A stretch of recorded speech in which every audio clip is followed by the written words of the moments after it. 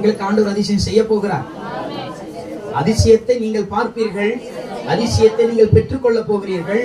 அதிசயம் உங்க குடும்பத்துக்குள்ளே வரப்போகுது, அதிசயம் உங்களுக்குள்ளே நடக்க போகுது, அதிசயம் உங்கள் குடும்பத்துக்கு சொந்தமாகவே இருக்குது. ஆமென். அல்லேலூயா.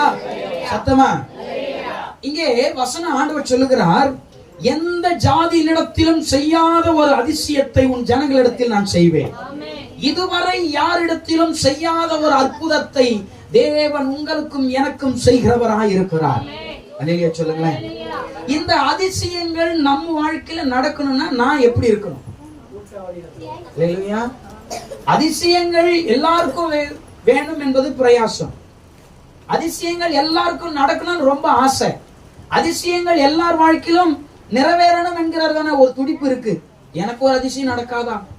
இன்னைக்கு நிறைய மீட்டிங் அங்க இங்க நம்ம ஓடுறோம். எதுக்கு ஓடுறோம்?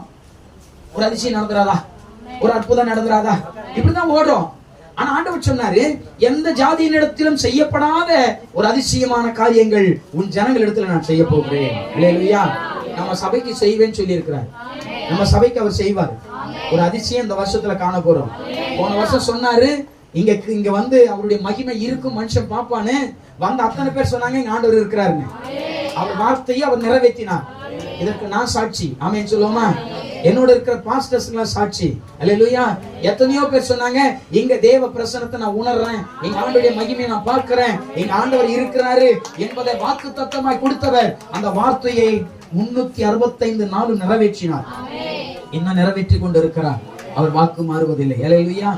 ஆனா இந்த வருஷம் ஆண்டவர் நமக்கு என்ன வாக்கு கொடுத்திருக்கிறார் அப்படின்னு கேட்டீங்கன்னா, உன் ஜனங்கள் அத்தனை பேரும் என் செய்கையை காண்பார்கள். அவர் செயலை காண்பதற்கு அடையாளங்கள் வேண்டும். அப்ப அற்புதம் நடப்பது ஒரு அடையாளம், அதிசயம் நடப்பது ஒரு அடையாளம். ஆமென் சொல்லுமா? அவர் இங்க இருக்கிறார், இதனோடு இருந்து செயல்களை செய்து கொண்டு இருக்கிறார் என்பதை, இதுவரை நடக்காத அதிசயங்களை தேவன் நமக்கு செய்வார். அல்லேலூயா சொல்லுமா? இந்த அதிசயங்கள் என் வாழ்க்கையில நடக்கணும்னா நான் எப்படிப்பட்டவனா மாறணும்? சில மாற்றங்கள் நல்லா தெரிஞ்சுக்கோங்க. ஆசீர்வாதத்துக்கு முன்னதாக கர்த்தர் ஒரு உடன்படிக்கை வைக்காமல் ஆசீர்வதிப்பதில்லை. ஆசீர்வாதம் தரணும்னா சில சட்டங்களை ஆண்டவர் வைப்பாரு, சில திட்டங்கள் ஆண்டவர் சொல்லுவாரு, இதை செய்தால் இது தருவேன். அதான் உண்மை. எடுத்த உடனே சும்மா எல்லாத்துக்கும் வீசுறவர் கிடையாது. அல்லேலூயா சொல்லுமா? ஆமென் சொல்லுங்க. இன்னைக்கு நிறைய பேர் ஆசீர்வாதத்தை மட்டும் விரும்புகிறார்கள், சட்டத்தை விரும்புகிறது இல்லை. ஆசீர்வாதம் வெறும் ஆசீர்வாதமா நம்ம பார்க்க கூடாதுங்க. உங்களை தாயின் கருவில் உருவாகும் முன்னமே, இன்னும் கூட ஒண்ணு சொல்லுவேன், நீங்களாம் பிறக்கிறதுக்கு முன்னாடி, நீங்க உண்டாகிறதுக்கு முன்னாடி உங்க ஆசீர்வாதத்தை கர்த்தர் முன்குறிச்சிட்டாரு. எத்தனை பேர் விசுவாசிக்கிறீங்க?